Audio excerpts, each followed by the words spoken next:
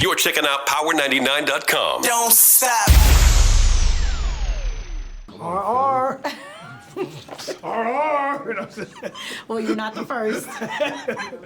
All right, so it's apparent that every single person that's been a part of this film is super passionate about it. Yeah. So why did you say yes to directing it, and why do you consider this a dream role?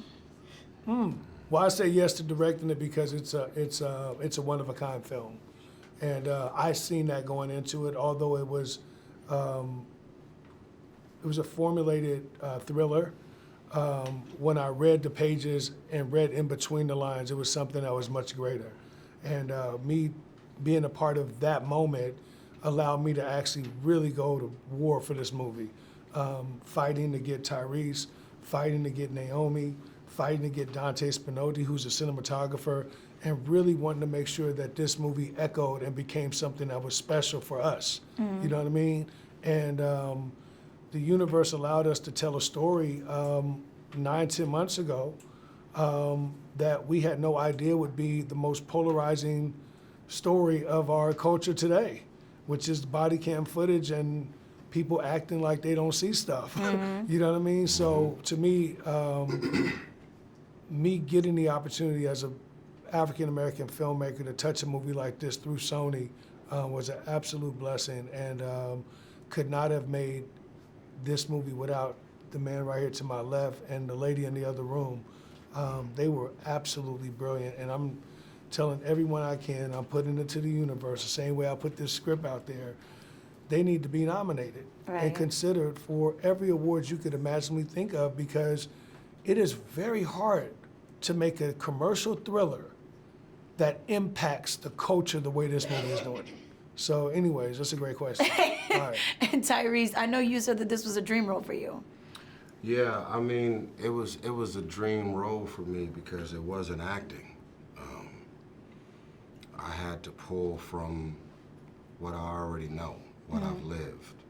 I'm from Watts, South Central LA, right next to Compton, and before I came along, Watts was only known for the Watts riots of 1965, which there's footage all over YouTube of Dr. Martin Luther King leaving Atlanta and being flown into Watts to try and ease the tension of all the rioting and everything being burned to the ground because of the bigotry and racism and police brutality between the police and black people in the inner city. So I was born in Watts. I lived through Rodney King. I lived through Nipsey Hussle. I lived through Biggie Smalls, where they got too many documentaries that specifically point out that LAPD had something to do with him being killed, and it's a cover-up.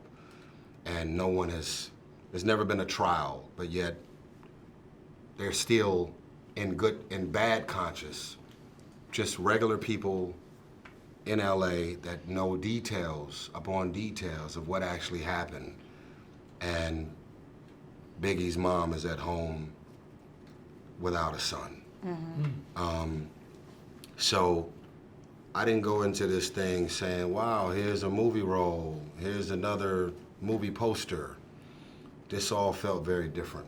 And I did this on behalf of Eric Garner, Tamir Rice, Trayvon Martin, Mrs. Jefferson that we just lost out of Dallas, who was playing video games in her living room, who never deserved to be killed. And I also did it on behalf of people that have used these words. You know, I feel bad about what they are dealing with. If you're saying they, you're a part of the problem. So this is your invite to sit on the front row at a table and experience something that's gonna activate something inside of you that may not be activated. And it's crazy, but, and this is an analogy, you can't expect people who don't have HIV/AIDS to care about people who's living with it. You can't expect people to care about cancer until it shows up and hits somebody in your house. And so the mentality of what they are dealing with, it's vulnerable to be black in America right now.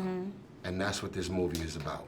And hopefully, without it being preachy and, you know, hopefully people will see this movie and something inside of them will say, Will click. I'm a police officer, I'm in the military, I've seen gays and transgenders get abused, whatever they may be, and I'm gonna speak out.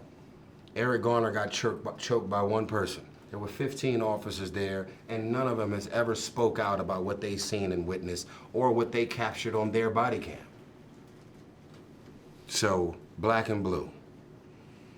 Thank you guys so much. Thank you. You're checking out Power99.com. Don't stop.